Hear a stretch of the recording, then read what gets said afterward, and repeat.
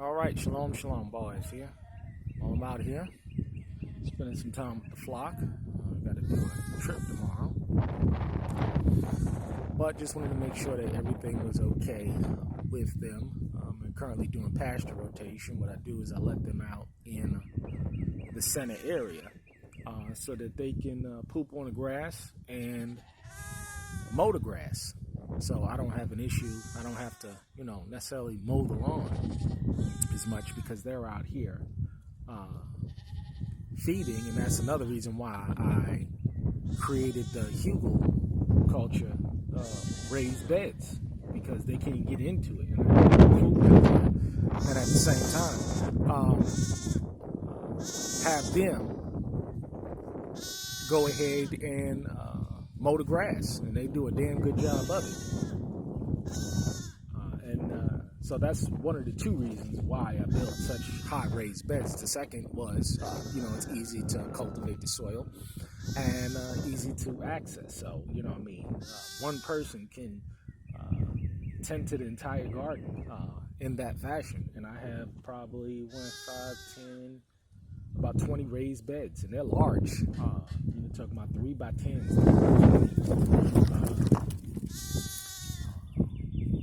So they're huge. But what I wanted to talk about was being a shepherd and why you should become a shepherd. And the reason why that was the central part of, homesteading. And why I wanted to become a shepherd, because I saw what was going on, and I saw the benefits of it. And at that point in time, I didn't know, and interestingly enough, in terms of the shepherds that have a flock of sheep that you can see, I don't know many in Israel. I mean, honestly, I probably know about 3 that have flocks like myself. I'm not talking about just a couple of sheep. I'm talking about 30, 40, 50, 100 sheep.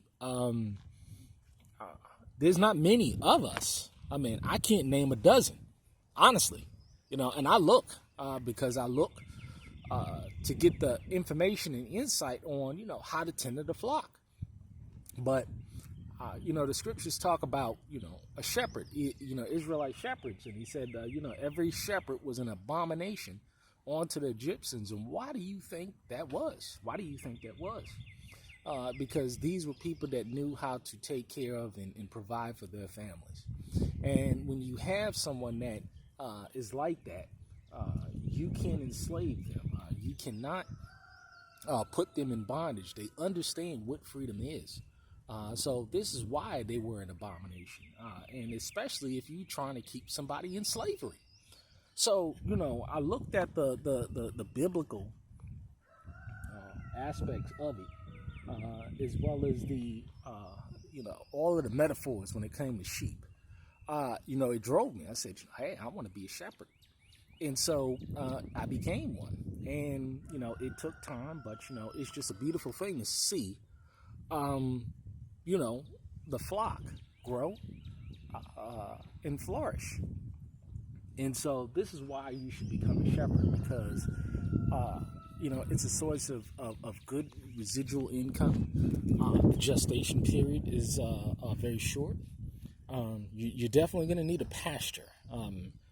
There's no raising sheep without a pasture. I mean, you can do it in closed confined spaces, but I wouldn't recommend that. They need to have a clean source of good, clean water. They're on well water here. They need good, clean grass, and they need to be able to rotate. And this is why, I have set up the land the way in which I have. But it's more than enough to tend to their needs outside of the hay.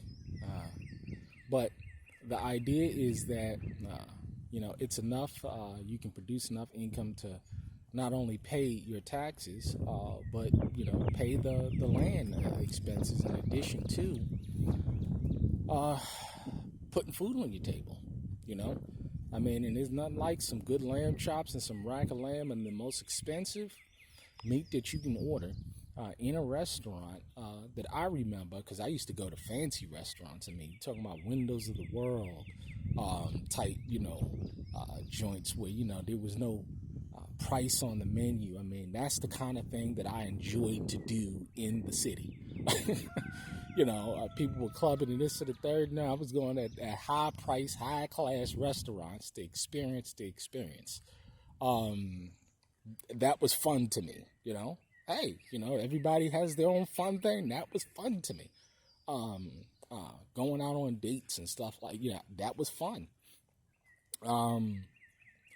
Dinners, movies, and plays, and operas, and that was what I was into.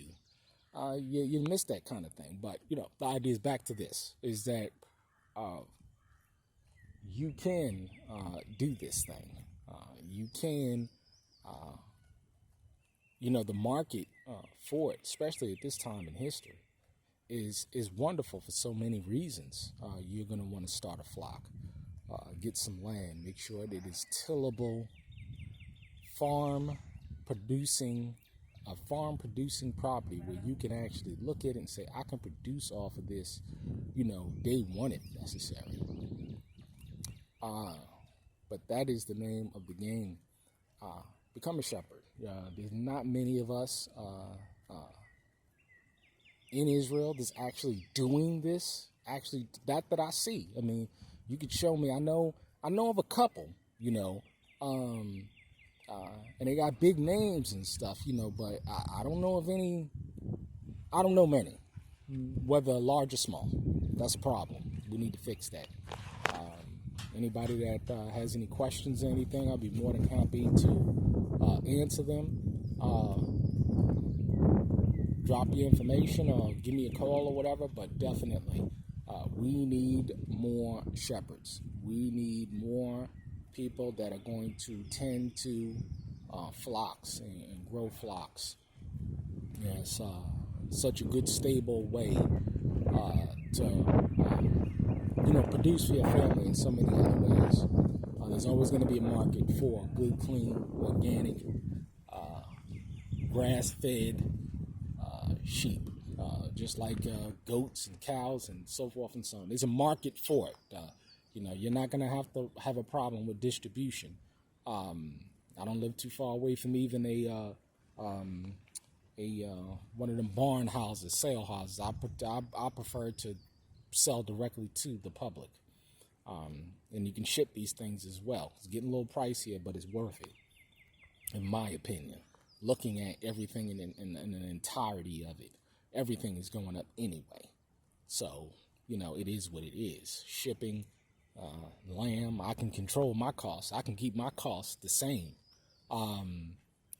because my costs are not going up. You're shielded from inflation as a direct result of being an abomination onto the Egyptians. Oh, Lord, I tell people, you don't get it. Hell with inflation. I don't care about it, really. I'm not thinking much about it. So it's not something that's on my mind, honestly.